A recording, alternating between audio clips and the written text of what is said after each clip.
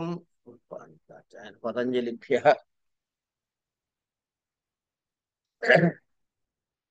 అవ్యయీభావ అనే వరకు చెప్పుకున్నాం. ఇప్పుడు దాని తర్వాతి సూత్రాలు చెప్పుకుందాం. అవ్యయం ఒక మాట, తర్వాత అవ్యయం విభక్తి సమీప సమృద్ధి వృద్ధ్యర్థాభావాచ్చయా సంప్రతి శబ్ద ప్రాదుర్భావ పశ్చాత్యధానుపూర్వ్యయోగ పద్య సాదృశ్య సంపత్తి సాకల్యాంత వచనేషు. ఇది సూత్రం. ఈ సూత్రం మొత్తం నోటికి చేశారా? ఒక పద్ధతి, చెయ్యమని రూల్ కాదు. మీ పరిస్థితికి చెయ్యమని రూల్ ఏం లేదు, కానీ చెయ్యగలిగితే సంతోషం. ఏ సూత్రమైనా అంతే, చేయగలిగితే సంతోషం. లేదు, ఆద్యంతాలు రాయండి. ఆద్యంతం టకితం. ఏమిటది? అవ్యయం విభక్తి సమీప, మూడు చుక్కలు, సాకల్యాంత వచనేషు అనుసూత్రము చేతానన్న రాతం. ఈ సాకల్యాంత వచనేషు కూడా కష్టం అండి గుర్తు పెట్టుకోవటం. అవ్యయం విభక్తి సమీప ఇతి ఇత్యాది సూత్రము చేత అనన్న రాయండి కనీసం. సరే, ఇది అయిన తర్వాత ఇప్పుడు మనం 2, 1, 6 సూత్రం దగ్గర ఉన్నాం. దీనిలో 2, 1, 11 అనే సూత్రం విభాష అని. కనుక 2, 1, 11 తర్వాత వచ్చేవన్నీ కూడా సమాసాలు ఏవైతే చెప్తామో అవి వైకల్పికముగా వస్తాయి. వైకల్పికం అంటే రావచ్చు, రాకూడదు కాదు, చెయ్యొచ్చు, చెయ్యకూడదు అనాలి. మన ఇష్టం, చేయటమా సమాసబద్ధంగా చేయటమా చేయకపోవటమా. అది విభాష అన్నాడు కాబట్టి దీన్ని అదేదో న్యాయం అంటారండి, ఆ పరిశేష న్యాయము చేత ఈ ముందువన్నీ నిత్య సమాసాలు అనుకోవాలి. కనుక ఇప్పుడు చెప్పుకోబోయేవన్నీ నిత్య సమాసాలు. అయిన తర్వాత ఇక తర్వాత ఈ సూత్రంలో ఈ వృత్తి ఏమిటింది? అవ్యయమితి యోగో విభజ్యతే అవ్యయం సమర్థేన సహ సమస్యతే సోవ్యయీ భావ. ఇప్పుడు దీని ముందు సూత్రం ఒకటి సహసుప అని చదివాం. ఇక్కడ కూడా యోగ విభాగం చేశారు. యోగ విభాగం చేస్తే ఏమైంది? అక్కడ వచ్చినటువంటి కాంబినేషన్ లో సహసుప అనే దానికన్నా సహ సమస్యతే అనేటటువంటి ఒక ఒక సూత్రం తయారైందిగా. పైనుంచి అనువృత్తులు తీసుకున్నాక, అధికారాలు అనువృత్తులు తీసుకున్నాక. కనుక ఇక్కడ అవ్యయం, మిగతావన్నీ వదిలేసాం. అప్పుడు ఏమైంది? అవ్యయం సమర్థేన సహ సమస్యతే అని ఒక కొత్త వ్యవహారం కూడా చెప్పుకోవాలన్నమాట. సరే, ఇంకెంతకీ ఇక ఏ అర్థాల్లో వస్తాయి అవ్యయము అన్నది? అవ్యయాలు ఏ అర్థాల్లో వస్తాయి అంటే విభక్తి, విభక్తి అర్థములో, సమీపం సమీపార్థంలో, సమృద్ధి సమృద్ధి అనే అర్థంలో, విరుద్ధి అంటే దాని ఆపోజిట్, సమృద్ధికి ఆపోజిట్ విరుద్ధి అంటే సమృద్ధి వినాశం అనే అర్థంలో, అభావ లేకపోవటం, అభావం అనే అర్థంలో, అతిక్రమించుట అవ్యయ, అత్యయ, తర్వాత అసంప్రతి, సంప్రతి కాకపోవటం అంటే అనుచితమైనటువంటి అని, శబ్ద ప్రాదుర్భావ అంటే శబ్దం యొక్క అభివ్యక్తి చెప్పబడుతుంది. పశ్చాత్ అంటే తర్వాత, యథా అంటే యథా శబ్దార్థము, ఆ శబ్దార్థం యథావిధంగా, ఆనుపూర్వ్య అంటే క్రమముగా. ఆనుపూర్వ్య అంటే ఇప్పుడు రామ ఉందనుకోండి, రకార ఆకారం అకార అకారం విసర్జనీయ అన్న ఈ వరుస అనమాట. ఇట్లా క్రమంగా చెప్పడం. ఆనుపూర్వ్య యౌగ పద్య అంటే ఒకేసారి, ఒక్క మారుగా, సాదృశ్య అంటే సమానమైనవి, సంపత్తి అంటే కలిగి ఉండుట, సాకల్య అంటే సంపూర్ణముగా, అంతం అంతము వరకు. ఈ 16 అర్థాల్లో కూడా ఏమొస్తుంది? ఆ అర్థాన్ని బోధించే అవ్యయము, ఆ అర్థాన్ని బోధించే అవ్యయము స్తుబంతంతో నిత్యముగా సమసిస్తుంది అన్నాడు. దీనికి ఉదాహరణ ఏమి ఇచ్చారు? అధిహరి. ఇక్కడ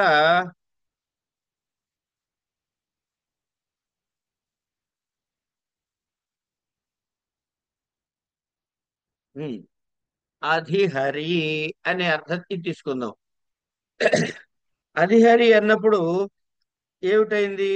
హరి శబ్దములో సప్తమి విభక్తి అర్థముగా ఏమిటైంది? అధి అనేటటువంటి అవ్యయాన్ని వచ్చింది.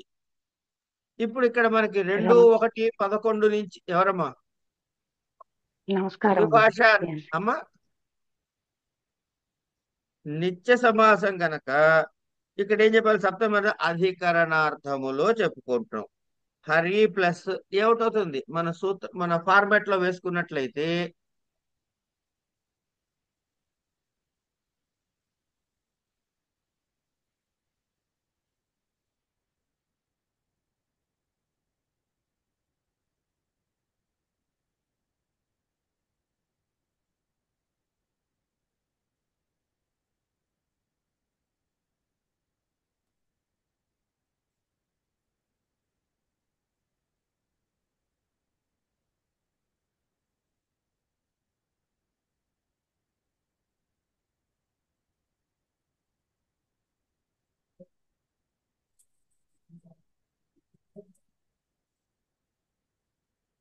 రౌ అను విగ్రహ వాక్యమునందు అని రాయాలి.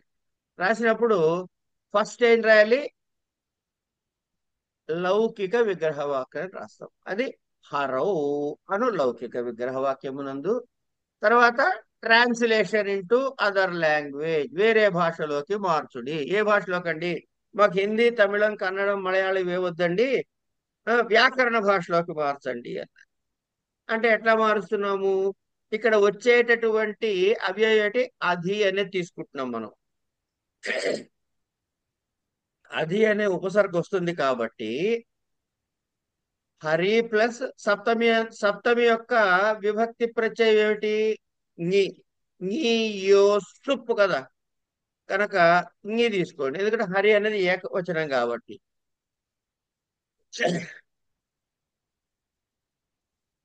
హరిహరులు అని అనుకోండి, యోహో వస్తుంది అప్పుడు.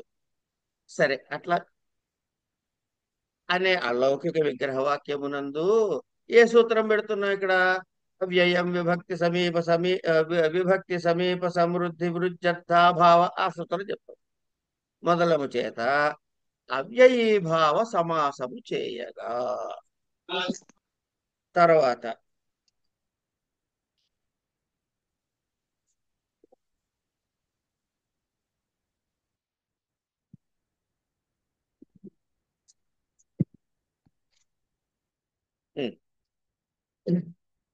చేయగా ఏమిటవుతుంది? ఇక్కడికి ఇది అయిన తర్వాత ఏది ముందు పెట్టాలి, ఏది తర్వాత రావాలి? సరే, కృత్తద్ధిత సమాసాశ్చ అనే సూత్రము చేత ఇప్పుడు సమాసం చెయ్యబోతున్నాం కాబట్టి ఈ కృత్తద్ధిత సమాసాశ్చ అనే సూత్రము చేత దీనికి ప్రాతిపదిక సంజ్ఞ తీసుకుంది. ప్రాతిపదిక సంజ్ఞ వచ్చిన తర్వాత సుపోధాతు ప్రాతిపదికయో. ఏమండి, ఇప్పుడు ఈ అధి ముందుండాలా, హరి ముందుండాలా అనే ఒక సంశయం మనకు వస్తుంది. అంటే ఏది పూర్వపదంగా ఉండాలి? సమాసం అంటే 2 పదాలు ఉంటాయి కదా. పూర్వపదంగా ఏది ఉండాలి, ఉత్తర పదంగా ఏది ఉండాలి? ఈ పూర్వ ఉత్తర పదాలు ఏవి ఉండాలి అనే నిర్ణయానికి సుపోధాతు ప్రాతిపదికయో అనే సూత్రం చేత మనం ముందు ఏం చేస్తాము? ఈ ప్రత్యయాలు తీసేస్తాం. సుప్పు ప్రత్యయాలకి లుక్కు చేయగా హరి అనే రూపం మన చేతిలో ఉంది. ఇక్కడ మనం ఒకటి బాగా గుర్తు పెట్టుకోవాల్సింది ఏంటంటే ఈ శుభాది కార్యములు చేయగా అనేదైతే ఉన్నదో, ఇది చాలా జాగ్రత్తగా వినండి. శుభాది కార్యములు చేయగా అనే స్టెప్, ఎనిమిదో స్టెప్ ఏదైతే ఉన్నదో, దాని ముందు ఎక్కడ ఏమొచ్చింది మన చేతిలోకి? అధిహరి అనే రూపం ఉంది. దీనికి శుభాది కార్యములు అనే దగ్గర మీరు సు యాడ్ చెయ్యి, తర్వాత ఏమన్నా దానిలో ఉండేటటువంటి ఇత్సంజ్ఞలు తీసేయి, ఇంకా ఏమన్నా ఉంటే అవన్నీ, ఇవన్నీ మనము చెప్పుకోక్కరలేదు. గుర్తుంటే రాయటం చాలా ఉత్తమం, కానీ రాయకపోతే నష్టం లేదు. కారణం ఏంటంటే, మీకు అంటే వేరే ఇతరత్ర వ్యాకరణం చదువుకుని ఉన్నవాళ్ళైతే దిగులు లేదు. కానీ చదువుకోకుండా కేవలం ఇప్పుడే వ్యాకరణం చదువుకుంటున్న వాళ్ళు ఉన్నారనుకోండి, చాలా మంది వాళ్ళే ఉంటారు. వాళ్ళకి శబ్దాధికారం నేర్చుకుని ఉండరు. శబ్దాధికారం అంటే ఏమిటి? ఈ పదము ఏర్పడిన తర్వాత ఏ విభక్తిలో ఏ రూపము ఎలా సిద్ధిస్తుంది అని శబ్దాధికారం చెబుతారు. ఇట్లా మూడు లింగాలు, పుంలింగ, నపుంసకలింగ, స్త్రీలింగాలు. వీటికి పుంలింగ, నపుంసక, స్త్రీలింగాలు వచ్చాయి కదా. తర్వాత దీనికి ఏం కలుస్తాయి అంటే, ఈ ఈ ఈ ప్రాతిపదికలు ఎట్లా ఉండొచ్చు అంటే, అచ్చులతో అంతం కావచ్చు, హల్లులతో అంతం కావచ్చు. కనుక అప్పుడు ఏమైంది? అచ్చు అంతముగా కల పుంలింగ శబ్దాలు, అచ్చు అంతము కలితే అజంతము అవుతుంది. అజంత పుంలింగ శబ్దాలు, అజంత స్త్రీలింగ శబ్దాలు, అజంత నపుంసకలింగ శబ్దాలు మూడు. తర్వాత హల్లులతో కూడా ఉండొచ్చుగా. హలంత పుంలింగ శబ్దాలు, హలంత స్త్రీలింగ శబ్దాలు, హలంత నపుంసకలింగ శబ్దాలు. ఇలా వీటి శబ్దాధికారం చదువుకుంటే అప్పుడు మీకు ఈ అధిహరి అనేది ఏమైంది? ఇకారంతో ఎండైంది. అజంత. ఏమిటి అజంతలో? ఏమిటది? ఇకారాంత శబ్దము. అజంత పుంలింగ లేకపోతే నపుంసకలింగ. ఇది అవ్యయీభావం కదా, అన్ని నపుంసకలింగాలు తీసుకుంటాం. కనుక ఏది తీసుకోవాలో తర్వాత మాట్లాడదాం. తీసుకుని వాటికి రూపసిద్ధి, పదస్థితి ఎట్లా వస్తుందో వచ్చే సూత్రాలని అక్కడ చెప్పబడ్డాయి. కనుక చదువుకోలేదు కాబట్టి, అవి మనకి తెలియవు కాబట్టి శుభాది కార్యములు చేయగా అంటే సరిపోతుంది. లేదండి నేను చదువుకున్నాను, నాకు అవన్నీ వచ్చు అనుకున్నాను అనుకోండి, హాయిగా రాయండి. ఇక్కడ రాయగలిగిన వాడు శబాషు, రాయలేని వాడు అయ్యో నాకు శబాష్ పోయింది అనుకోక్కర్లేదు. ఇది కరెక్టే, అది దీనికి ఎన్ని మార్కులు, దానికి అన్నే మార్కులు. కనుక వచ్చిన వాడు కూడా నేను రాయను అన్నా మనకేం ఇబ్బంది లేదు. అది వదిలేండి, అక్కడికి అయిపోయింది ఆ టాపిక్. ఈ మధ్యలో అంటే ఎనిమిదికి పైన ఏవైనా విశేష సూత్రాలు కొన్ని వస్తాయి. ఇది జనరల్ ఫార్మేట్ కదా. కొన్ని చోట్ల కొన్ని ఎక్స్ట్రా సూత్రాలు వస్తాయి. ఇగో అవి మాత్రం కంపల్సరీ గుర్తు పెట్టుకుని అక్కడ రాయాల్సి ఉంటుంది. ఏమంటే అది గుర్తు ఉండకపోతే అంటే అర మార్కో 30 మార్కో పోతుంది. కనుక దానికి కూడా దిగులు పడవద్దు. వీలైనంత మటుకు అవి గుర్తు పెట్టుకుని రాసే ప్రయత్నం మాత్రం చెయ్యండి. అది లేకపోయినా పొరపాటున మిస్ అయితే ఈ 9 స్టెప్పులు ఖచ్చితంగా వేయండి. ఇందులో నో కన్సెషన్. అర్థమైందండి? భాష నేర్చుకుంటున్నారు కనుక ముందు నేర్చుకోవడం తప్పదు, తర్వాత విషయాలు తర్వాత చూద్దాం. ఉం. సరే, వెనక్కి వచ్చినట్లయితే ఇప్పుడు ఏది ముందు ఉండాలి, ఏది తర్వాత ఉండాలండి? వృత్తది సమాసాస్య అన్నారు. సుపోధాతు ప్రాతిపదిక యోహతోటి మీరు సుప్పులకి లుక్ చేశారు, బాగానే ఉంది. ఇప్పుడు మీ చేతిలో ఉంది హరి ప్లస్ అధి ఉంది. హరి అధి అనాలా, కలిపి హది హరి అనాలా అని ఒక శంక. అందుకని దాని తర్వాతి సూత్రంలో దాన్ని వివరిస్తున్నాడు. ఏమని? ఇలాంటి సందేహాలు వస్తాయి కాబట్టి దాని తర్వాతి సూత్రం ఏం చెప్పాడు? ప్రథమ నిర్దిష్టం సమాస ఉపసర్జనం అన్నాడు. ప్రథమ నిర్దిష్టం సమాస ఉపసర్జనం అంటే ప్రథమ అంటే తెలుసు కదండి, అంచేత మొదట్లో ఉంది కాబట్టి హరికి వచ్చేస్తుందని అనుకోవద్దు. పైన రాసినటువంటి విగ్రహ వాక్యం ఏది? రెండవ స్టెప్ లో రాసిన విగ్రహ వాక్యం చూడండి. హరి ప్లస్ ని, అధి ప్లస్ సు. ఇందులో ప్రథమా విభక్తి ప్రత్యయం ఎక్కడుంది చెప్పండి ఒకసారి. అధి ప్లస్ సు రెండవ పదంలో ఉంది సార్. ఉంది. కనుక అది దానికి ప్రథమ నిర్దిష్టం, ప్రథమతో నిర్దిష్టమైన అధి శబ్దానికి, అధి అనే శబ్దానికి ఈ సమాసం చేత ఏమిటవుతుంది? ఉపసర్జన సంజ్ఞ వస్తుంది. పేరు పెట్టారంటే అక్కడ ఇంకేం చేయలే. ఏమండి ఉన్న పేరు వదిలేసి ఉపసర్జనం అని సంజ్ఞకి పేరు ఎందుకు పెట్టాలి అంటే, పేరు పెట్టకపోతే ఆ పేరు ఉన్న వాటికి జరిగే కార్యాలు చేయలేము కనుక ఏం చెయ్యాలండి? తర్వాత సూత్రం చూడండి. ఉపసర్జనం పూర్వం అని తర్వాత సూత్రం. అంచేత సార్ గురువు గారు, మీరు ఈ స్క్రీన్ ఏ స్క్రీన్ షేర్ చేశారండి? మీకు ఏది కనపడుతుంది? సమర్థ పద విధి అవన్నీ కనబడుతున్నాయి, ఇది కనబడడం లేదు. అవునా? కడారా సమాస అవి వస్తున్నాయి. ఓకే, మళ్ళీ అదేముంది మరి, ఎవరు చెప్పరే. నేను అది కనపడుతుందనే ధ్యాసలో చెప్పేసేసుకుంటూ పోతున్నా. ఓకే, ఇప్పుడు కనపడుతుందా థ్యాంక్స్ అండి. తల్లి? ఇప్పుడు కనబడుతుంది. మళ్ళీ వెనక్కి వెళ్ళక్కర్లేగా పాఠం? లేదు లేదు, చెప్పండి. అయితే ఒకసారి చూడండి. 5వ స్టెప్ దగ్గర లుక్కులు చేశాము. 6వ స్టెప్ ప్రథమా నిర్దిష్టం సమాస ఉపసర్జనం అనే సూత్రం చేత పైన అధి ప్లస్ అని 2వ స్టెప్ లో ఉన్నటువంటి దేనికి ఉంది? హరి ప్లస్ గి అనేది సప్తమి. సప్తమి నిర్దిష్టము. అధి ప్లస్ అన్నది ప్రథమా నిర్దిష్టము కనుక దానికి ఉపసర్జన సంజ్ఞ అని పేరు పెట్టాం. పెట్టడం వల్ల ఏమిటయ్యా అంటే ఉపసర్జనం పూర్వం అని, ఏమండి, అనే సూత్రం చేత దానికి ఏది ముందుకు తీసుకెళ్ళాలి అంటే, ఇగో ఈ అధి అనే పదాన్ని ముందుకు తీసుకుపోవయ్యా అన్నాడు. చూద్దాం.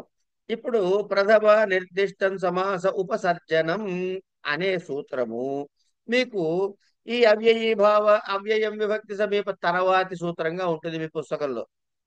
అందుకని దీనికి వృత్తి కూడా చదువుకుందాం. సమాస శాస్త్రే ప్రథమా నిర్దిష్ట ఉపసర్జన సంజ్ఞ స్యాత్ అన్నాడు. అంతే. సమాసమునందు సమాస ప్రకరణములో ప్రథమా నిర్దిష్టమునకు ఉపసర్జన సంజ్ఞ వస్తుంది. సమాస శాస్త్రే అంటే సమాస విధాయక సూత్రమునందు. సమాస విధాయక సూత్రమునందు అంటే పైకి వెళ్దాం. ఎందులో చూడాలి? సూత్రంలో చూడాలి. సూత్రంలో ఏం చెప్పాడు? అవ్యయం విభక్తి అన్నాడు కదా. విభక్తి అన్నది ప్రథమలో ఉందా? ఏ విభక్తిలో ఉంది? విభక్తి అనే పదము ఏ విభక్తిలో ఉంది అంటే ప్రథమలో ఉంది కనుక ప్రథమా నిర్దిష్టం సమాసం ఉపసర్జనం అయిపోయింది. ఇది తీసుకున్న తర్వాత అవ్యయం విభక్తి అన్న తర్వాత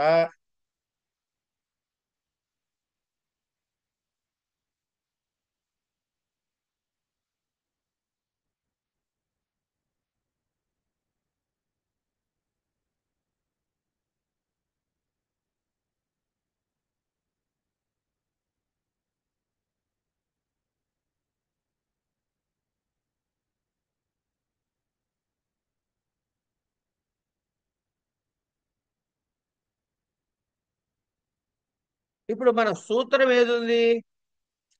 అవ్యయం. మనం చదువుకుంటున్న సూత్రం అవ్యయం విభక్తి సమీప సమాస శాస్త్రే అన్నాడు. కాబట్టి మీరు ఏ సూత్రాన్ని అయితే అప్లై చేస్తున్నారో ఆ సూత్రములో ప్రథమ విభక్తి శబ్దము ఏది ఉన్నది అంటే అవ్యయం అని ఉన్నది. అవ్యయం విభక్తి సమీప సమృద్ధి సాకల్యాంత వచనేషు అన్నాడు. అంటే ఇవన్నీ ఏంది? విభక్తి అంత వచనేషు, ఏమండి, విభక్తి వచనేషు, విభక్తి వచనే, ఏ తర్వాత సమీపే, సమృద్ధ్య, ఇట్లా చెప్పుకుంటూ పోతే అవన్నీ సప్తమి విభక్తిలోనే. అవ్యయం అన్న పదం మాత్రం ప్రథమలో ఉంది. ఇప్పుడు మీరు రాసిన విగ్రహ వాక్యంలో అవ్యయం ఏది? అది. దానికి సుప్రత్యయం చేర్చారు కనుక దీనికి అని చెప్పాం. ఇదేమిటవుతుందిట? ఉపసర్జనం పూర్వం అంటే సమాసే ఉపసర్జనం ప్రాక్ ప్రాయోజ్యం. ప్రాక్ ప్రయోజ్యం అంటే ఈ ఉన్న రెండిట్లోనూ దీనిని ప్రాక్ అంటే ముందుకి, యోజ్యం తీసుకెళ్లి పెట్టు అంచేత ఇలా తిప్పండి. హరి ప్లస్ అధి కాస్త అధి ప్లస్ హరి అవుతుంది. ఇక్కడికి అయిపోయింది. అయిన తర్వాత కొన్ని సందర్భాల్లో అంటే ఎక్కడి దాకా వచ్చాం మనము?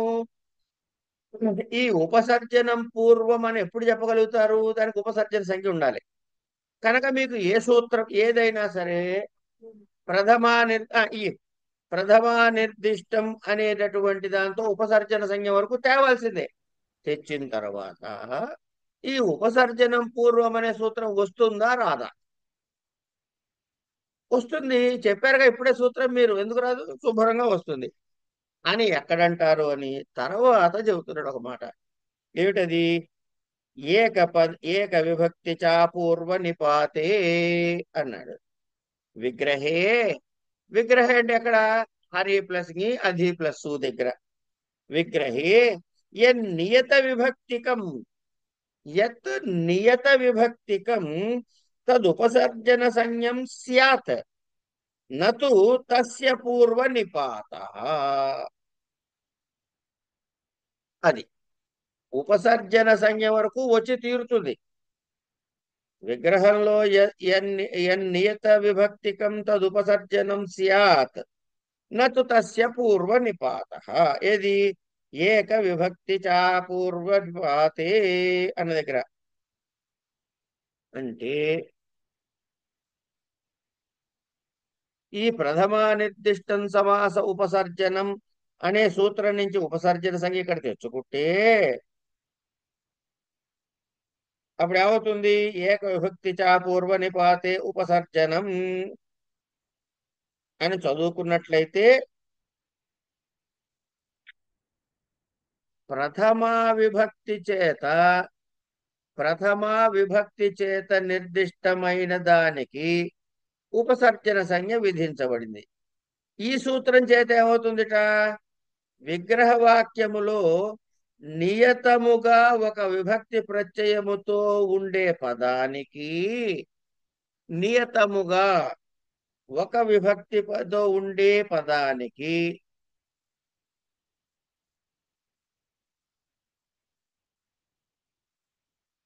ఉపసర్జన సంజ్ఞ విధించబడుతున్నది. అంటే ఏమైంది ఇక్కడ? నిష్క్రాంతా కౌశాంబ్యా అనే ఒక ఉదాహరణ ఇస్తాడు మనకి ఇక్కడ. దీన్ని నిష్క్రాంతేన నిష్క్రాంతాయ అని ఈ విగ్రహ వాక్యాల్లో కౌశాంబ్య అనే తృతీయ విభక్తి పదము ఉపసర్జన సంజ్ఞను పొందుతుంది. ఇది వచ్చినప్పుడు చూద్దాం మళ్ళీ మనం. కనుక ఈ సూత్రంలో రెండో భాగమైనటువంటి ఏ సూత్రంలో ఇప్పుడు చదువుకుంటున్న సూత్రం ఏమిటది? ఏక విభక్తి చా పూర్వ నిపాతే. అపూర్వ నిపాతే ఇక్కడ ప్రకార ప్రత్యయం ఉంది, గమనించండి. రెండో భాగంలోని అపూర్వ నిపాతే అనే నియమం చేత దీనికి ఏమిటవుతుంది? పూర్వ పదస్థితి రావట్లేదు. అంటే ఇది ముందుకి వెళ్ళట్లేదు. ఉపసర్జన సంఖ్య వరకు వచ్చింది. ఉపసర్జన పూర్వం అన్నాము, ఆ సూత్రం చేత ముందుకు పోవాలి. కానీ ఈ సూత్రము చేత ఈ సూత్రం ఏమిటవుతుంది? అప్పుడు దానికి బాధకమవుతుంది. అంటే ప్రథమా ఉపసర్జనం పూర్వం అనే దానికి ఇది నిషేధ సూత్రం అయింది. అది విధి సూత్రము, ఇది నిషేధ సూత్రము.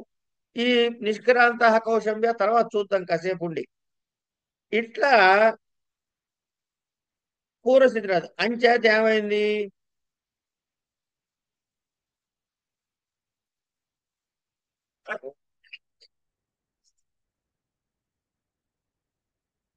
తర్వాత గోస్త్రియోరుపసర్జనస్య అని తర్వాత సూత్రం చెప్తున్నాడు. గురుగారు, గోస్త్రియోరుపసర్జన. ఈ సూత్రం ఏక విభక్తి చాపూర్వ నిపాతేలో ఆ, కౌశంబ్య అనేది ఎలాగో తృతీయ విభక్తి కాబట్టి ఆ, అది పూర్వ సజ్జ పూర్వం రాదు. ఎట్లాగో కౌశంబ్య అనేది అవును. దీన్ని ఇక్కడ సపరేట్ గా రాదు అని చెప్పాల్సిన అవసరం. ఇది ఒక్క నిమిషం అండి. ఇక్కడ మనం ఏం చేస్తున్నాము? ఒక సూత్రాన్ని వరుసలో చదవట్లేదండి. ఆ, ప్రసాద్ గారు.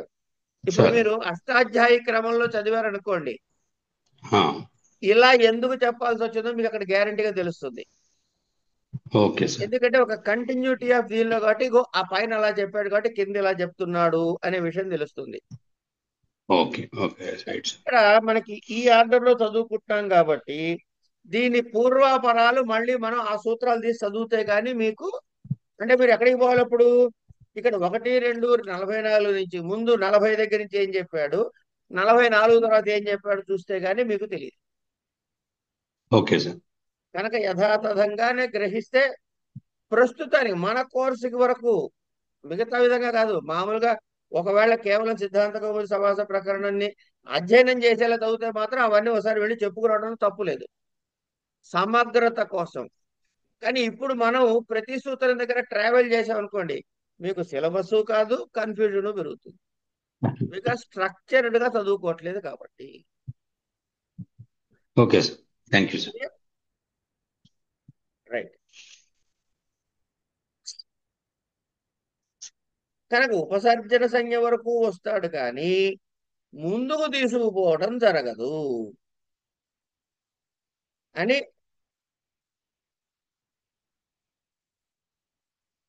మరి అయితే ఉపసర్జన సంజ్ఞ ఎందుకు పెట్టాలండి? నువ్వు వద్దన్నావు, ముందు తీసుకుపోతున్నావు, బాగానే ఉంది, సంతోషం, నిన్ను నేను కాదన్ను.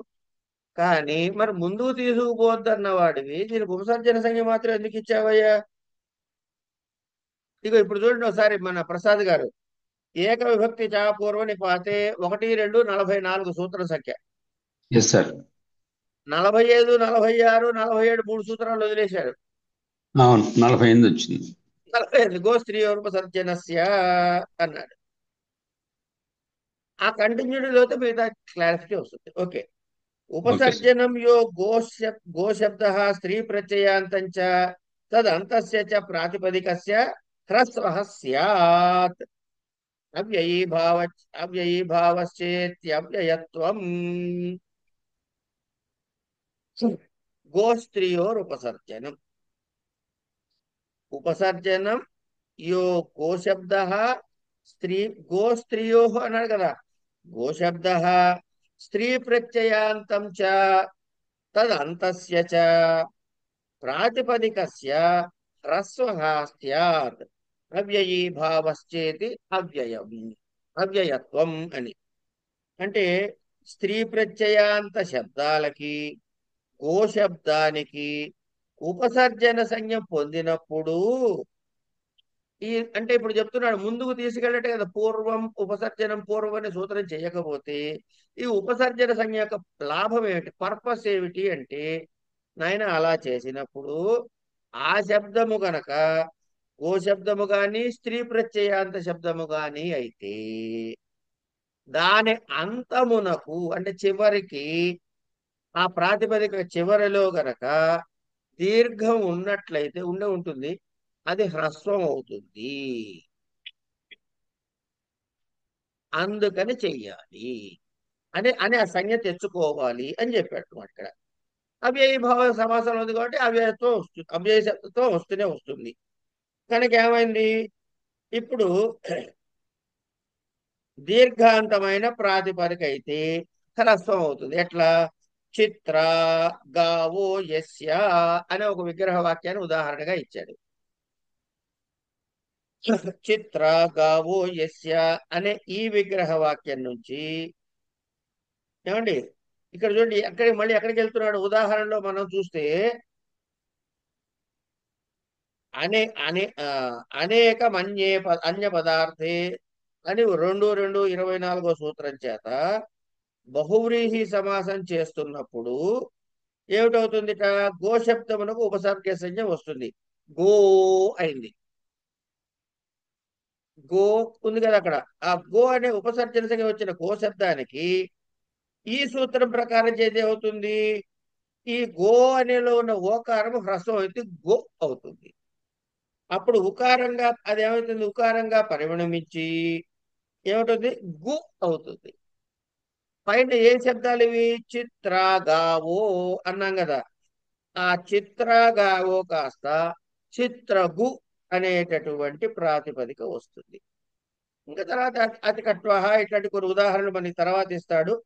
వీటి వల్ల ఆ దీర్ఘానికి హ్రస్వము చేయుట ఎప్పుడెప్పుడు గోశబ్దముతో కానీ స్త్రీయ ప్రత్యయాంత శబ్దములు కానీ వచ్చినప్పుడు ఈ సూత్రం ప్రవర్తించటం కొరకని ఈ సూత్రం ప్రవర్తించడం కోసమని ఉపసర్జన సంజ్ఞ వరకు తెచ్చుకోవాల్సిన అవసరం ఉంది.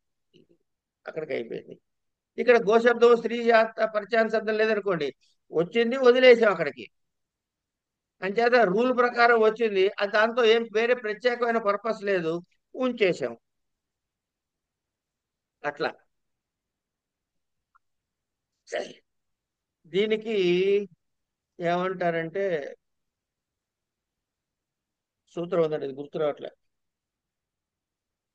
ఇప్పుడు వర్షం పడాలి, ఎక్కడ పడాలి వర్షం? ఏమండి, రైతులు వేసిన పొలాలకు అటు సైడ్ తూర్పు వైపుకుండండి, అటు వెళ్ళండి, ఆ పొలాల దగ్గర పొలబొమ్మ అని చెప్పి మేఘాలు చెప్పం.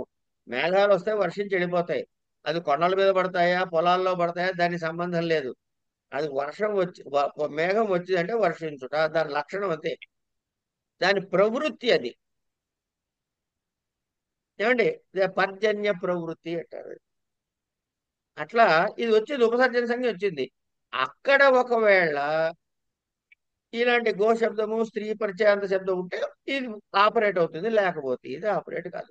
లేదు ప్రథమ నిర్దిష్టం సారీ ఉపసర్జనం పూర్వం అనేది ఆపరేట్ అవుతుందా? అది ఆపరేట్ అవుతుంది. ఇట్లా ఇది వస్తుంది. ఇక్కడ ఇక్కడ ఆగి మనము ఇవి చూద్దాం ఒక్కసారి.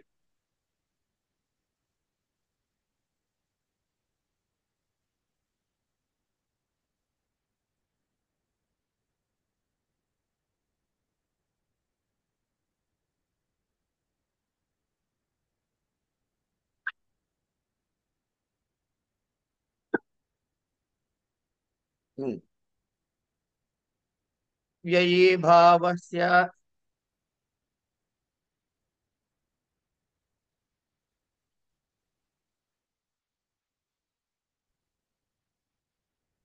అవ్యయం విభక్తి సమీప సమృద్ధ్యర్థాభావం ఉంది కదా, ఇది చూడండి ఒకసారి. ఇక్కడ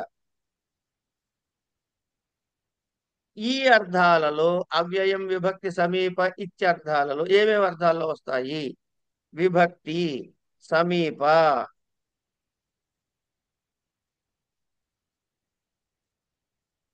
విభక్తి, సమీప, సమృద్ధి. ఇక్కడ చూస్తే ఐదు ఎట్లా చదువుకోవచ్చు? ఈ 16ని బోధించే సూత్రాన్ని ఇలా పద విభాగం చేసి చదువుకుంటే గుర్తుంచుకోవటం తేలిక. నా కోసం రాసుకుందండి, మీకోసం కాదు. అవ్యయం విభక్తి సమీప సమృద్ధి వృద్ధ్యర్థాభావ అచ్చయా సంప్రతి శబ్ద ప్రాదుర్భావ పశ్చాత్ అయథానుపూర్య యౌగపద్య సాదృశ్య సంపత్తి సాకల్యాంత వచనేషు. ఇది అయిన తర్వాత ఇంకోటి తీయాలి.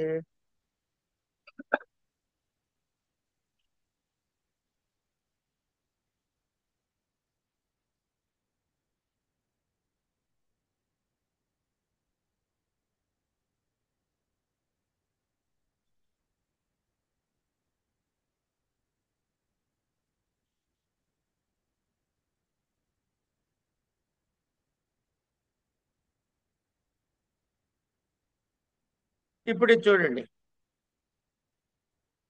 అధిహరి. అమ్మా, ఎవరైనా సరే ఈ ఈ 8 స్టెప్పుల టేబుల్ మీ దగ్గర ఎవరి దగ్గర రెడీగా ఉందా? పొరపాటున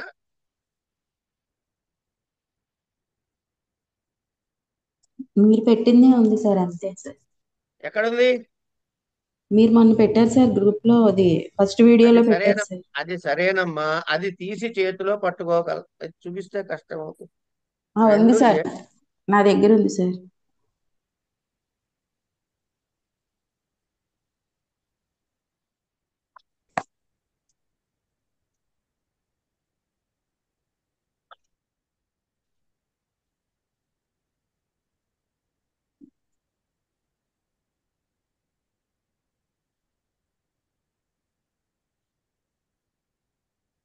ఆ, ఆ? ఆల్టర్నేట్ బెటర్ ఇక ఎంత ఎన్ని అవర్స్ తెలియదు 1 అవర్ అనుకుంటున్నది. ఇష్టం వచ్చినట్టు అనుకోండి. ఇక్కడ దీనిలోనే పైన ఉందమ్మా అది. నా వల్ల కాదు. ఈ స్టెప్పులు రాసుకున్నారు కదండి అందరూ, ఉందా కదా, ఇది చూడగలరు కదా. ఉందండి, ఉన్నాయి. అని నేను చూపించట్లేదు అందుకని. పర్వాలేదు, ఉన్నాయి. రైట్. అందరి దగ్గర ఉంటే అందరితోటి, ఎవరి దగ్గర ఉందో వాళ్ళు చెప్పండి, వాళ్ళు మాత్రం మ్యూట్ ఆన్ చేసుకోండి, మ్యూట్ తీసేయండి. మొదటిది ఏం చెప్తున్నాము, మొదటి తీసుకోండి. అధిహరి, ఇక్కడి నుంచి చెప్పండి అమ్మా ఎవరైనా. హరౌ అను లౌకిక విగ్రహ వాక్యం నందు. Very good. తర్వాత హరి ప్లస్ నీ ప్లస్ అధి ప్లస్ సు అను తర్వాత చెప్పు. అలౌకిక విగ్రహ వాక్యం నందు తర్వాత అవ్యయం విభక్తి సమీప సమృద్ధి వృద్ధి సరే, మొదలగు ఇత్యాది అని సూత్రము చెప్పండి. చేత ఇత్యాది సూత్రం చేత అవ్యయీభావ సమాసం చేయగా, తర్వాత కృత్తద్ధిత సమాసాశ్చ అను సూత్రం చేత సమాసమునకు ప్రాతిపదిక సంజ్ఞ చేయగా, తర్వాత సుపోధాతు ప్రాతిపదికయోహు అను సూత్రము చేత సుప్రత్యయానికి లుక్ చేయగా హరి ప్లస్ అధి అనే రూపము ఏర్పడగా, ప్రథమ నిర్దిష్టం సమాస ఉపసర్జన్యం అను సూత్రము చేత అధి అను శబ్దమునకు ఉపసర్జన సంజ్ఞ చేయగా, అధి అను శబ్దమునకు ఉపసర్జన సంజ్ఞ చేయగా, ఉపసర్జనం పూర్వం అను సూత్రం చేత ఉపసర్జనను పూర్వ నిపాతం చేయగా అధిహరు అను రూపం ఏర్పడును.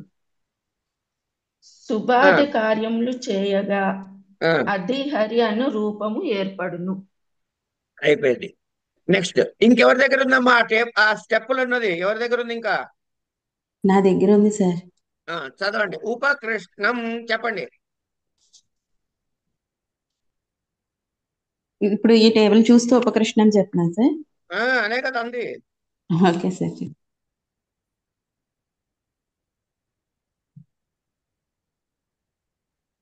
నీరజారాణి గారు సార్, ఇప్పుడు మీరు ఒక్క నిమిషం. అవ్యయీభావ అవ్యయం విభక్తి సమీప సమృద్ధుత్తాభావం చదివారు కదా? చదివాను సార్. నిన్ను కదా మనం చదివింది, నీరజ గారు చదివారు. అక్కడ చదివినప్పుడు చివరిలో ఏం రాస్తారంటే, వీలుంటే రాయాలని రూల్ ఏం లేదు, విభక్తి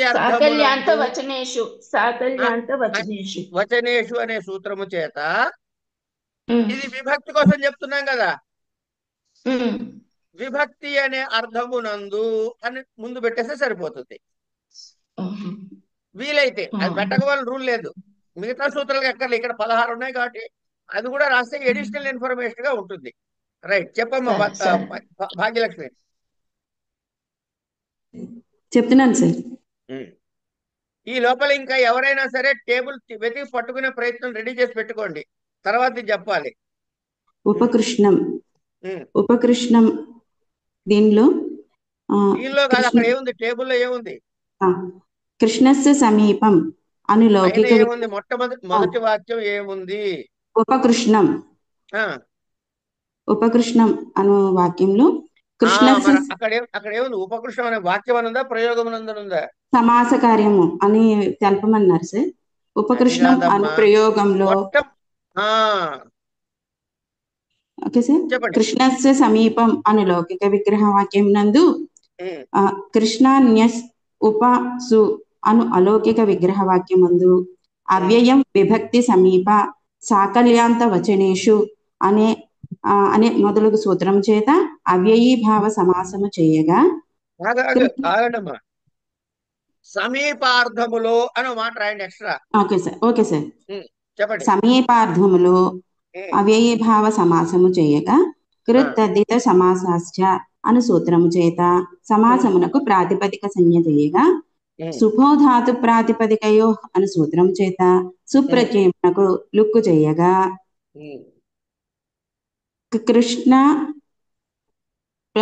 కృష్ణ ప్లస్ అను రూపము ఏర్పడగా ప్రథమానిర్దిష్టం సమాస ఉపసర్జనం అను సూత్రం చేత ఉప అను శబ్దమునకు ఉపసర్జన సంజ్ఞ చేయగా ఉపసర్జన పూర్వం అను సూత్రం చేత ఉపసర్జనం పూర్వమా ఉపసర్జన పూర్వమా? ఉపసర్జనం పూర్వం. మరి ఉపసర్జన అంటారేంటి తల్లి? ఉపసర్జనం పూర్వం అను సూత్రం చేత ఉపసర్జనమునకు పూర్వనిపాత చేయగా ఇక్కడ దీనికి ఉపకృష్ణ అను రూపము ఏర్పడగా శుభాది కార్యములు చేయగా ఉపకృష్ణం అను రూపము ఏర్పడు. ఎందుకు ఉపకృష్ణ కాస్త ఉపకృష్ణం ఎట్లా అయిందంటే శుభాది కార్యాల్లో వస్తుంది. నపుంసకలింగమైనటువంటి శబ్దానికి సాధిస్తున్నప్పుడు అక్కడ అమ్మనే ఆదేశం వస్తుందని చెప్పి చెబుతారు. ఆ ప్రకారంగా అక్కడ వస్తుంది. అది మనకి తెలిస్తే రాయటం, లేకపోతే ఊరుకోవటం. బెస్ట్ ఏమిటంటే రాయకుండా ఉండటం మంచిది. ఎందుకంటే రాయటం మొదలెడితే అన్ని సూత్రాలు రాయాలి. ఆ రూపసిద్ధికి కావాల్సిన అన్ని సూత్రాలు సగం సగం రాస్తే మళ్ళీ మార్కులు పోతాయి. అది రైట్. నెక్స్ట్ ఎవరు చెప్తున్నారు? సుమద్రం. నెక్స్ట్ ఎవరు?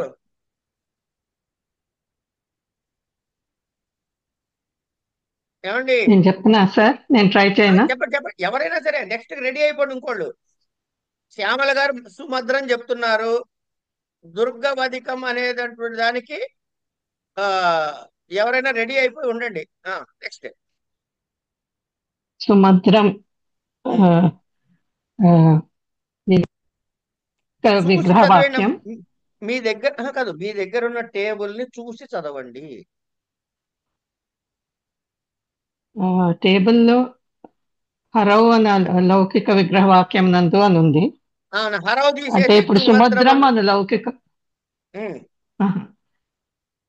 లౌకిక విగ్రహవాక్యం సమాసం సుమద్రం కదండి. లౌకిక విగ్రహవాక్యం ముద్రాణం సమృద్ధి. మద్రాణం సమృద్ధి. సూత్రాలు ఇక్కడ ఏం చెప్పారు? విగ్రహవాక్యం నందు విగ్రహవాక్యం చెప్పలే, చెప్పారు విగ్రహవాక్యం అన్నట్టు. లౌకిక విగ్రహవాక్యం నందు లౌకిక విగ్రహవాక్యం నందు తర్వాత మద్ర ప్లస్ ఆం ప్లస్ సు అను అలౌకిక విగ్రహవాక్యము నందు ప్లస్ సు ఉంది చూడండి.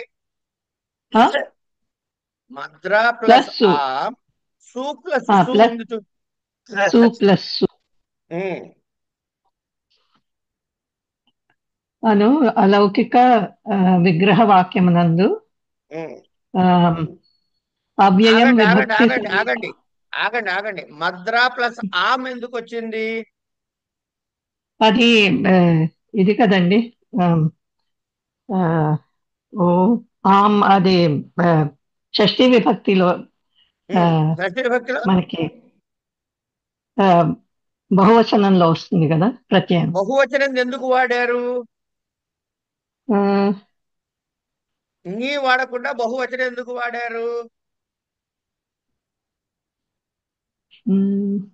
ఏమోనండి, తెలీదు. మీకు తెలుసండి, తెలుసు కాబట్టి అడుగుతున్నా.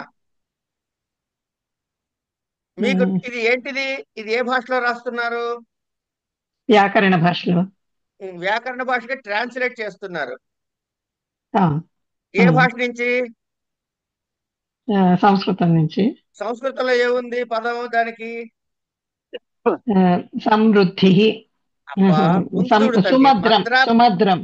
కాదమ్మా, లౌకిక విగ్రహవాక్యం ఏమిటి?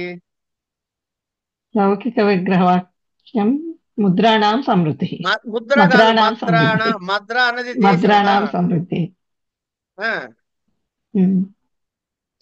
మద్రాణం సమృద్ధి. ఇప్పుడు ట్రాన్స్లేషన్ లో మద్రా ప్లస్ ఆమ్ అని దేనికి ఏ పదాన్ని ట్రాన్స్లేట్ చేస్తున్నారు? మద్రాణం. మద్రాణం అంటే ఏ విభక్తిలో ఉంది, ఏ వచనంలో ఉంది? షష్ఠీ విభక్తి అండి. అందులో ఏ వచనం? షష్ఠీ విభక్తి బహువచనం. అందుకని బహువచనం యొక్క ప్రత్యయాన్ని తెచ్చుకున్నారు. కృష్ణస్య అని పైన ఉన్నప్పుడు కృష్ణస్య అన్నది షష్ఠీ ప్రథమలో కాబట్టి నస్ వచ్చింది. ఉమ్, ఈ డిఫరెన్స్ అర్థమైందా? అర్థమైందా ఏమైంది? తల్లి? అర్థమైందండి. రైట్. ఇప్పుడు మద్రాణం అంటే మద్రా ప్లస్ ఫామ్. ఆ, తర్వాత చెప్పండి, ఇంకా కంటిన్యూ చేయండి. ఆ, మద్రా ప్లస్ ఆమ్, సు ప్లస్ సు. ఉమ్, ఆ, ఆ, తర్వాతది అవ్యయం విభక్తి సమీప మొదలగు సూత్రము చేత ఉమ్. అవ్యయి సమృద్ధి అనే అర్థములు అని కూడా రాసేయండి ఒకసారి వీలైతే. సమృద్ధి అనే అర్థంలో ఉమ్. ఉమ్, ఇది నా ఫోటోలో పోయి సమృద్ధి అనే అర్థంలో చేయగా అనాల. మీరు అక్కడ ఏమిటో చదవండి చాలు. ఇక్కడ మీ మీ దగ్గర ఉన్న డాక్యుమెంట్ లో ఉన్న అక్షరాలు ఈ పదాలని చెప్పిన చోట తీసి పెట్టండి, మిగతా అంతా యథాతథంగా చదవండి. అది అదే అది నేనే చదివేస్తే మీకు అలవాటు కాదు కాబట్టి మీ చేత చదివిస్తే అవును. మీకు అందుకని. కానీ నేను ఫోటో తీసుకున్నానండి, ఇప్పుడు అది పోయింది లాస్ట్ లోది. అది సూత్రం చేత అవ్యయి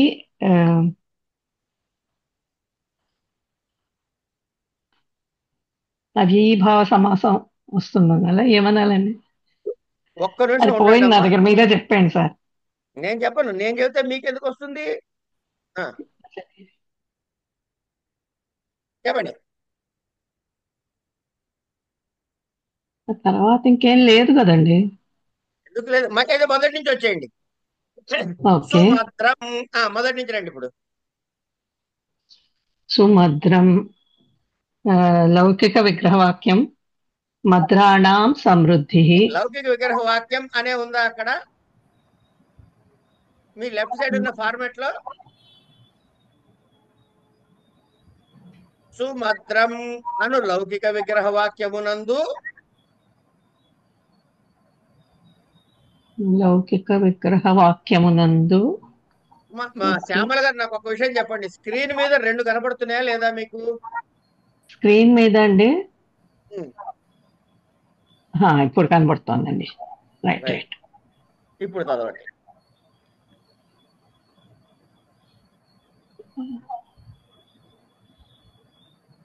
హరి ప్లస్ అది అయిపోయింది. అవ్యయం విభక్తి మొదలగు సూత్రము చేత అవ్యయీ భావ సమాసము చేయగా. శ్యామల గారు హరి అని తీసేయండి, ఇక్కడి నుంచి అది రీప్లేస్ చేయండి. సారీ. ఓకే, ఇప్పుడు చెప్తానండి. మొదటి నుంచి చెప్పనా? ఇప్పుడు చెప్పాలి. ఓకే.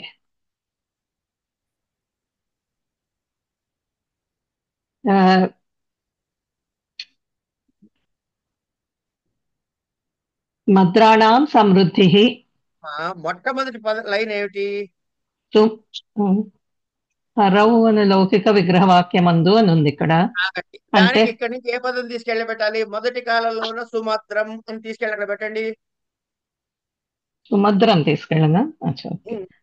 అంటే హరవు అని ఉంది కదా, అందుకని నేను లౌకిక విగ్రహవాక్యం అని చెప్పాను. కాదమ్మా, ఇప్పుడు మీరు దేనికి చెబుతున్నారు? సుమద్రం. పెట్టండి. ఆ లైట్ కలర్ లో ఉన్న హరవును పీకేసి ఇది పెట్టండి. సుమద్రం అనులౌకిక విగ్రహ వాక్యం అనండి, తర్వాత చదవండి. అనులౌకిక విగ్రహవాక్యము నందు. కానీ అది లౌకిక విగ్రహవాక్యం కాదు కదా, మరి పర్వాలేదా? మద్రాణాం సమృద్ధి కదా మన లౌకిక విగ్రహ. చాలా చక్కగా పట్టారు. సుమద్రం అనేది ఇచ్చినటువంటి పదమునందు అని ఉంటుంది పైన. సుమద్రం అనే పదమునందు చెప్పండి. మద్రాణాం సమృద్ధి అనే లౌకిక విగ్రహవాక్యమునందు. ఓకే. తర్వాత ఇప్పుడు మన టేబుల్ విగ్రహవాక్యమునందు మూడో కాలంకి వెళ్ళండి. మూడో కాలం.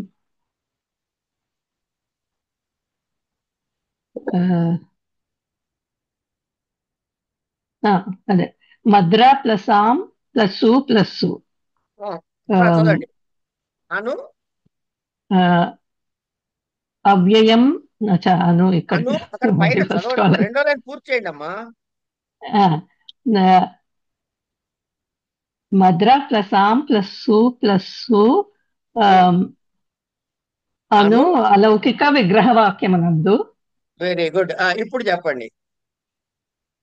అవ్యయం విభక్తి సమీప ఇత్యాది ఇత్యాది మొదలగు సూత్రము చేత మొదలగు సూత్రము చేత మీకు ఓపిక ఉంటే సమృద్ధి బ్రాకెట్, ఒక్క నిమిషం, మీకు ఓపిక ఉంటే బ్రాకెట్ లో సమృద్ధి అనే అర్థములో అని కూడా రాయడి, లేకపోయినా నష్టం లేదు. సమృద్ధి అనే అర్థములో అవ్యయీభావ సమాసము చేయగా. అయిపోయింది. ఒక్క నిమిషం ఉండండి. ఇక టేబుల్ ముట్టుకుంటున్నావా చెప్పండి. మీరు తర్వాత చదువుతున్న దగ్గర ఈ టేబుల్ లోంచి ముట్టుకుంటున్నావా లేదా, ఏమైనా తీసుకుంటున్నావా లేదా కూడా ఆలోచిస్తూ చెప్పండి. ఓకే, చెప్పండి. తర్వాతది చేయగా కృత్తద్ధిత సమాసాశ్చ అను సూత్రము చేత సమాసమునకు ప్రాతిపదిక సంజ్ఞ చేయగా. సుపోధాతు ప్రాతిపదికయో అను సూత్రము చేత సుప్రత్యయమునకు చేయగా.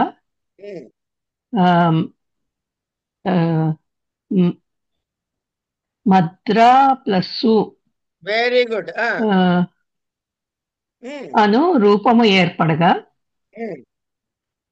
ప్రథమా నిర్దిష్టం సమాస ఉపసర్జనం అను సూత్రము చేత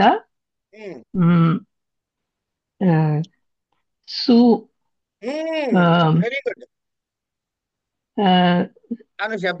అను శబ్దమునకు ఉపసర్జన సంజ్ఞ చేయగా.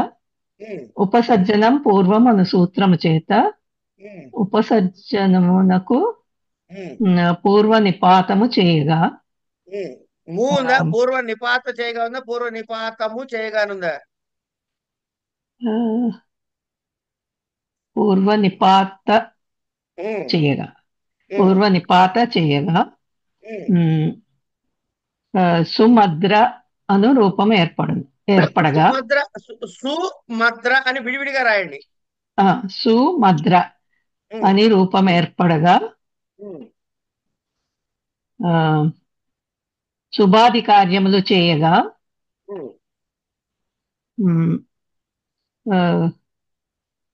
సుమద్రం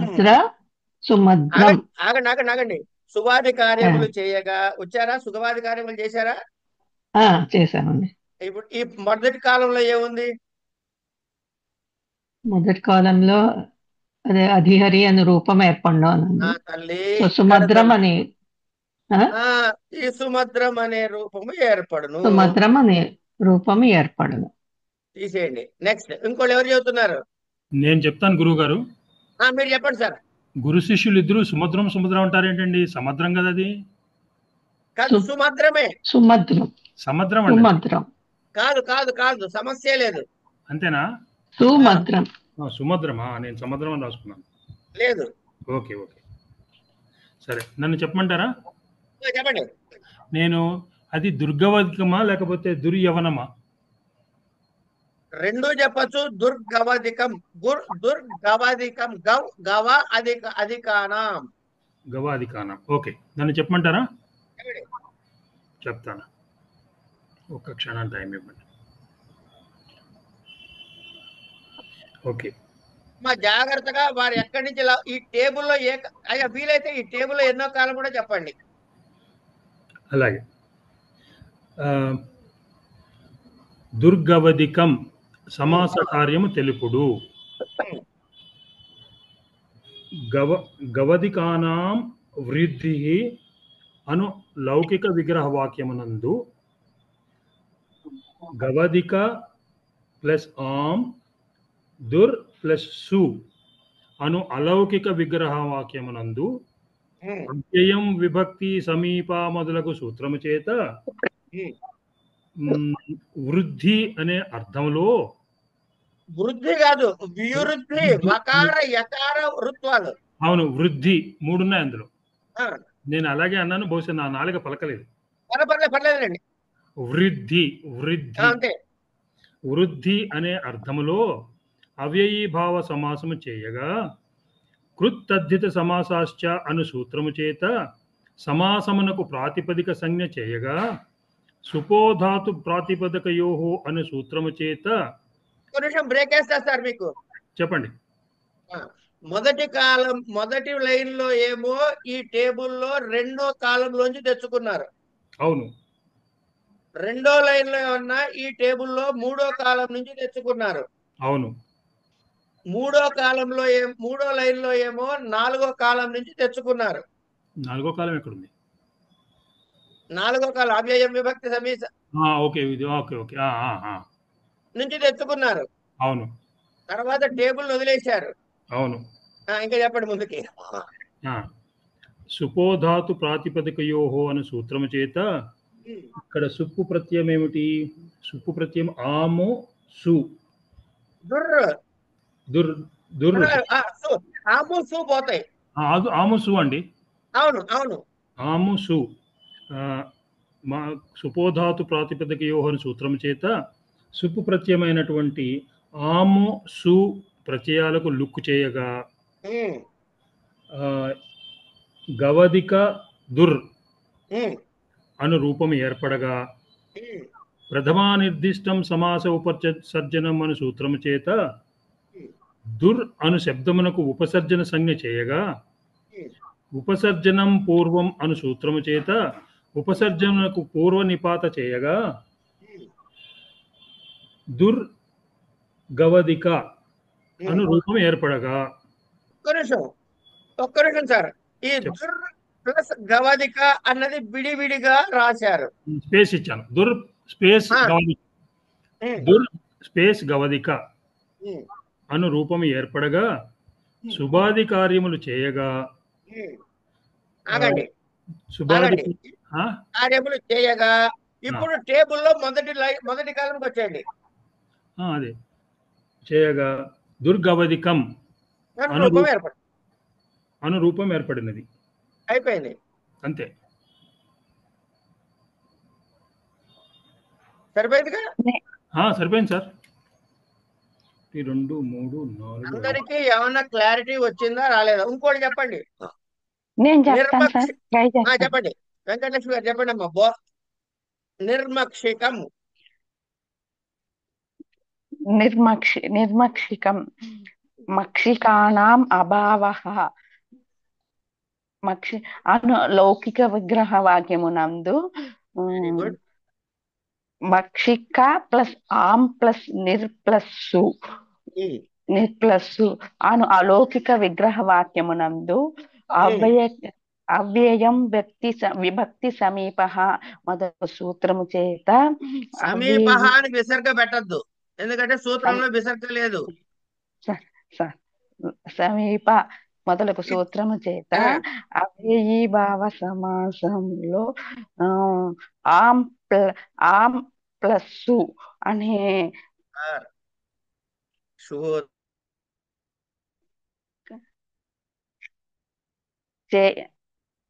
ఇక్కడ కాదనుకుంటా అవి చేయగా కృత్తిత.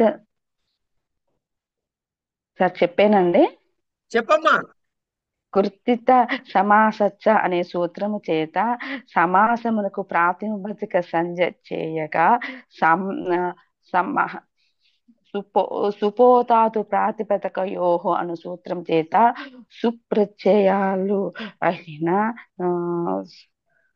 సుప్రత్యయాలైన ఆం ప్లస్ సు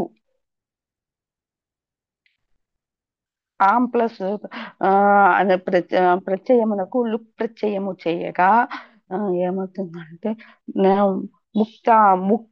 మక్షిక ప్లస్ అను రూపము ఏర్పడగా ప్రథమా నిర్దిష్ట సమాస ఉపసర్జనం అను సూత్రము చేత ఏ శబ్దమునకు మక్షిక అను శబ్దమునకు ఉపసర్జన చేయగా ఉపసర్జన పూర్వం అను సూత్రము చేత ఉపసర్జనమునకు పూర్వ విపాతిత చేయగా అది నిర్మక్షికం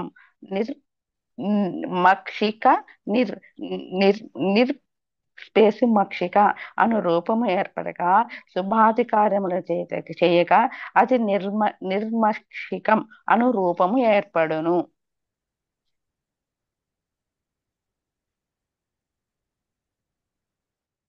చెప్పానండి. డౌట్ వచ్చిందమ్మా? తీరిందా? డౌట్ రాకుండా వచ్చిందా? డౌట్ కొంచెం అనిపించింది కానీ రాలేదని బాగానే వచ్చిందండి సార్. వెరీ గుడ్ నాకైతే అండి, సాటిస్ఫైడ్.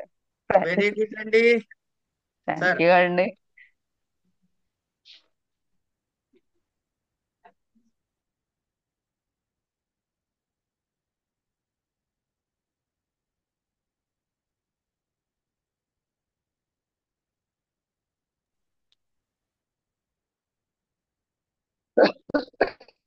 ఉండంగా భయం ఎందుకు, చూద్దాం. నేను చేసిన తర్వాత కావాలంటే దాన్ని ఫైన్ ట్యూనింగ్ ఇంకోళ్ళకి ఇద్దాం.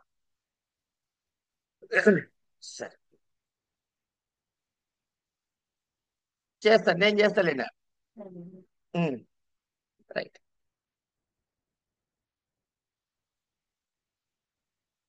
నేను చేస్తా సార్, అదొక 5 నిమిషాల తర్వాత మాట్లాడతా. చెప్పండి అమ్మా. హలో మేడం సార్, చెప్పండి. అతి హిమం నేనే చెప్పానండి. ఎవరు మీరు కాదు, ఇంకోళ్ళు ఎవరన్నా నేను ట్రై చేయనండి. ట్రై చేయదు, చెప్పేసేయండి.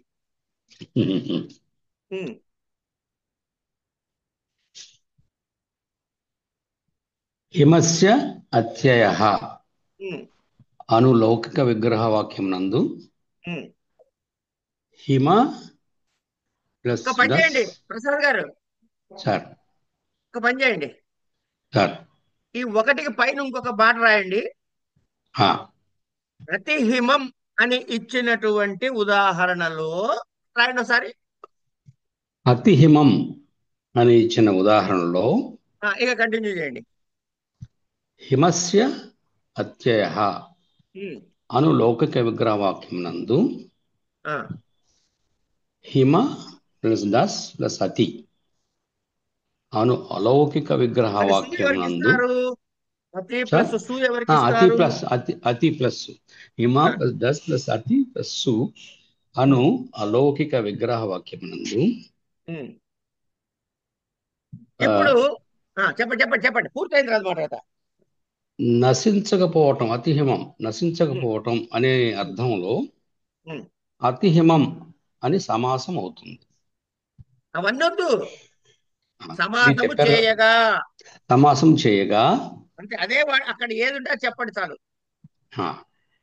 హిమ ప్లస్ అస్ ప్లస్ అతి ప్లస్ సు ఉత్తర్దిశ సమాసశ్చ సూత్రం చేత హిమ ప్లస్ అసి అస్ ప్లస్ అతి ప్లస్ సు కాగా సుపోధాతు ప్రాతిపదికయో అను సూత్రం చేత హిమ ప్లస్ అతి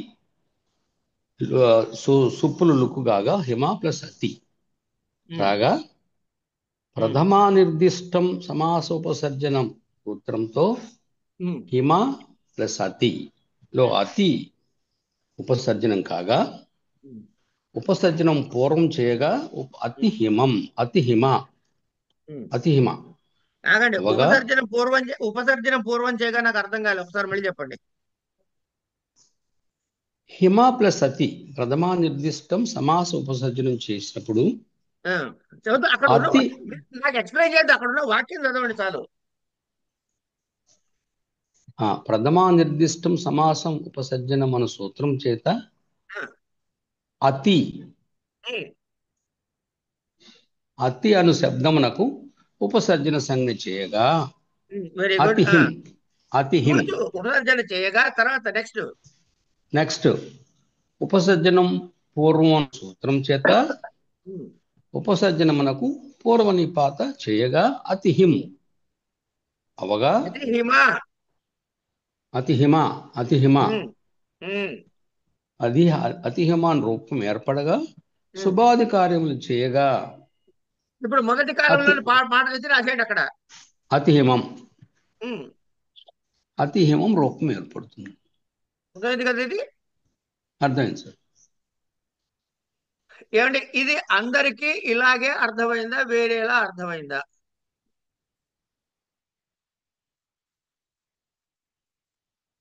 ఏమండి అర్థమైంది సార్. ఇలాగే అర్థమైందా? ఎంతమంది వీలైతే అంత అర్థమైన వాళ్ళందరూ అర్థమైందని ఒకసారి చెప్పండి అమ్మా, సరదాగా వింటా. అర్థమైందండి. అర్థమైంది గురువు గారు. ఇప్పుడు మీరు ఏం చేస్తారంటే ఇవాళ ఇక్కడ క్లాస్ ఆపుతున్నాం, కానీ ఈ రెండు మీ దగ్గర ఉన్నాయి కదా. ఉన్నాయి సార్. ఉన్నాయండి. ఉన్నాయి కాబట్టి అవి తీసుకుని ఈ 16 ఉదాహరణలు కూడా మీరు ఇలా పైకి ఇవాళ అనండి.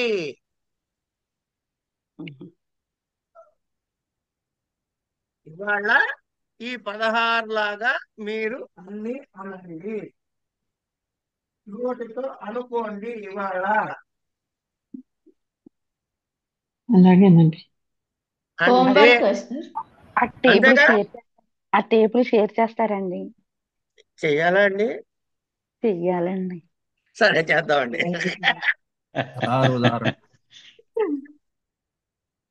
చేస్తా అండి, తప్పకుండా చేస్తా అండి. చేస్తాను.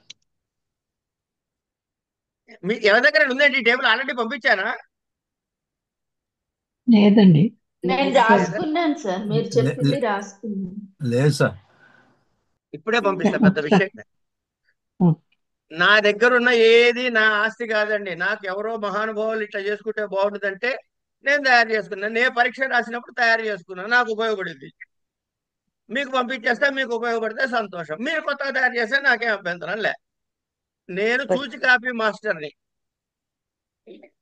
కనుక అలా అందులో ఉన్న ఏరి ఆ రెస్పెక్టివ్ పాకెట్స్ లో డబ్బాల్లో పెట్టేస్తే పని అయిపోతుంది.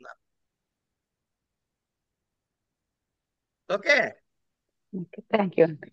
ఓకే అండి. ఇప్పుడే పంపిస్తా. 16 అందరూ ప్రతి వాళ్ళు కూడా 16ని ఇదే వరుసలో ఇదే పద్ధతిలో చెప్పి పైకి మనసులో అనుకోవద్దు, చదువుతూ ఇట్లా వద్దు, నోటితో పైకి అనండి. ఇంకా ఎవరికైనా కడుపు రగులితే చేత్తో రాయండి కూడా.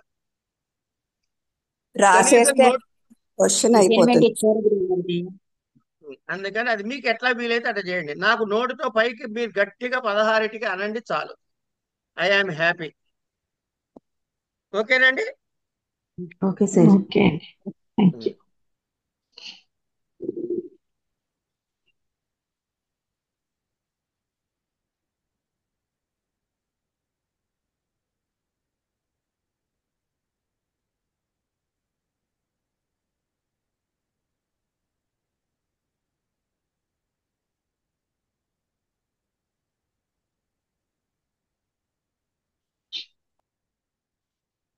అందుకని ఇవన్నీ చేయటం మీకు ఇబ్బంది ఏం లేదు, చక్కగా చెయ్యొచ్చు, చేసేయండి.